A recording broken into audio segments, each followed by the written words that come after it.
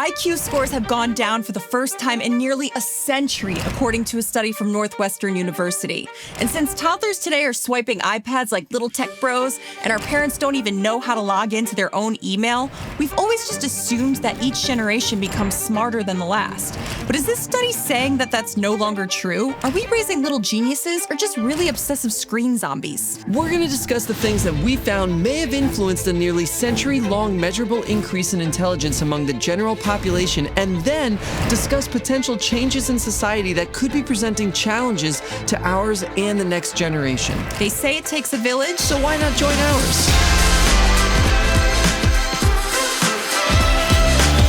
So let's rewind to this whole idea that every generation was getting smarter than the last. It's called the Flynn effect. The Flynn effect sounds like a Marvel plot twist, but it's actually a real thing in psychology, named after intelligence researcher James Flynn, who literally wrote the book, What is Intelligence? He must have been studying me. So, what he actually studied was the rise of average IQ scores throughout the 20th century across many countries, so it wasn't just subject to one person or location. Basically, the Flynn effect observed a steady rise in IQ scores for approximately 70 to 80 years, starting from around the early 1900s and continuing into the 1990s. IQ scores increased by about 3 points per decade during this period, and this amounted to approximately an 18-point increase in IQ scores over 2 generations, which, heads up, that's considered a pretty large increase in general intelligence. So why did this happen? What we've been reading is that there's a number of both societal and environmental factors that were at play. And as we list these factors for the increase in intelligence, I think you'll know what I'm talking about. For example, let's start with nutrition. This video is brought to you by absolutely no one. So if you like and subscribe, we can make some more videos. Hit the button below, and now back to the show. Between 1920 and 1970, worldwide improvements in diet significantly increased, and this not only affected the overall height and health of kids, but their brain development as well. In fact, better access to protein, vitamins, and minerals, especially iodine, has been linked to sharper cognitive function. You remember iodine? It's that thrilling, sexy nutrient that nobody really cares about until your brain starts buffering mid-sentence at a work dinner with your boss, who you just referred to as mom. You called your boss mom? She was yelling at somebody. Well, okay. So what caused the significant improvement in people's diets across the world during this time period? Well, if you look all the way back at that point in history, there were lots of developments in agriculture and economic growth after World War I and II, so particularly in Europe and the US. Ultimately, higher incomes meant access to better foods. Access to better foods helped brain think good. Then, on top of this, there were a lot of things being discovered about nutrition. Studies were done on essential vitamins and minerals, prenatal health, and how all that relates to our overall health and development of our kids even before they're born. A lot of this stuff feels like common sense now, but back then, not so much. Smoking cigarettes and drinking alcohol during pregnancy or even around kids wasn't really seen as a big deal.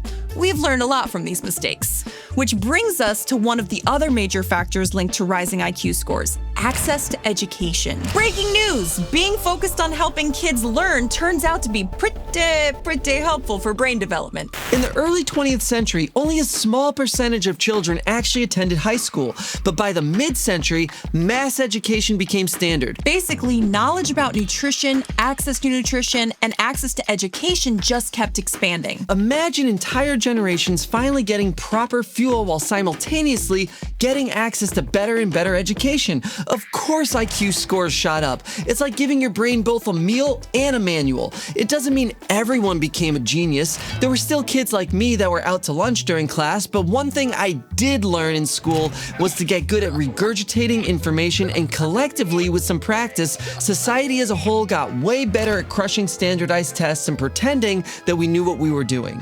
In addition to nutrition and education, environmental factors took place across the course of Flynn's study, such as more people began living in cities rather than remote environments, and that actually made a difference in scores as well. In urban environments, people are exposed to more diverse, abstract, and complex tasks on a daily basis, way more than you'd get growing up somewhere remote. And trust us, we would know.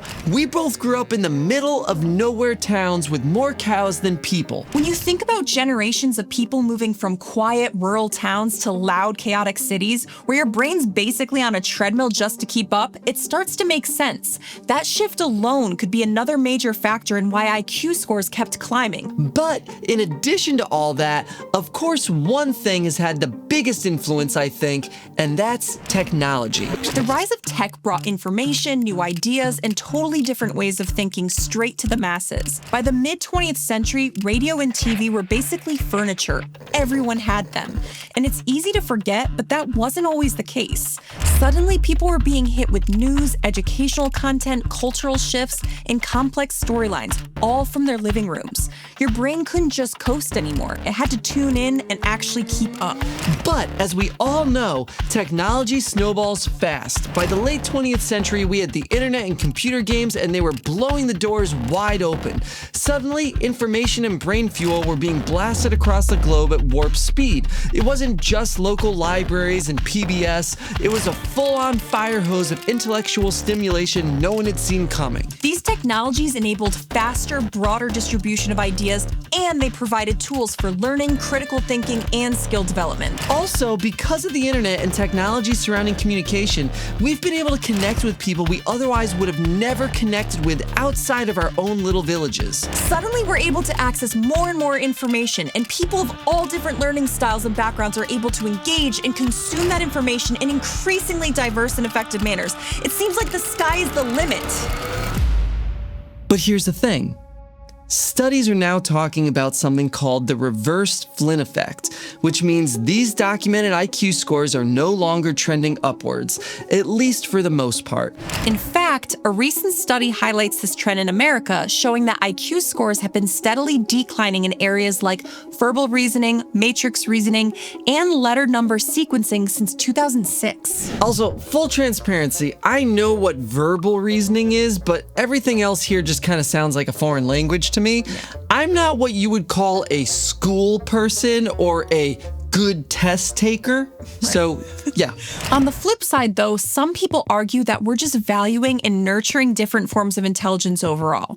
If you remember what we talked about at the beginning of this video, there's so much that general IQ tests just don't take into consideration. So maybe we're nurturing people to not just be good test takers, but we're developing a more well-rounded intelligence as these areas decline. The author of this study for Northwestern University said it could just be that people who were surveyed are simply getting worse at taking tests, or specifically worse at taking these kinds of tests. I think it's pretty clear that collectively, people are starting to level up emotionally, which is nice to see. This isn't some study I read, it's just from my existing in the real world, but I'm personally seeing more people actually talk about mental health. Way more parents are trying to raise emotionally aware kids instead of tiny repressed adults in training. At the end of the day, the reverse Flynn effect is probably a mix of everything, just like the original Flynn effect. But honestly, I like the idea that my kid could end up smarter than me. Why wouldn't I? Isn't it every parent's dream to raise a capable, intelligent child who can remind you where you left your phone? Reading about all these trends just reminded me that no matter what's going on in the world, my job is to help shape my kids' world. All I can do is make sure my kids' day-to-day environment supports the stuff we know helps cognitive development. Good food, real connection, curiosity, and maybe fewer hours hypnotized by a screen. Whether you have kids or not, most of us want the next generation to be smarter, sharper, and better equipped than we were. Because let's face it, we'll need them to invent all the stuff so we can live comfortably into the triple digits. Exactly. We're not just raising kids, we're training our future tech support, and let's be honest, these are the people who will be picking out our nursing homes, so we need to give them a real shot at being smarter than us. God knows it won't be that hard.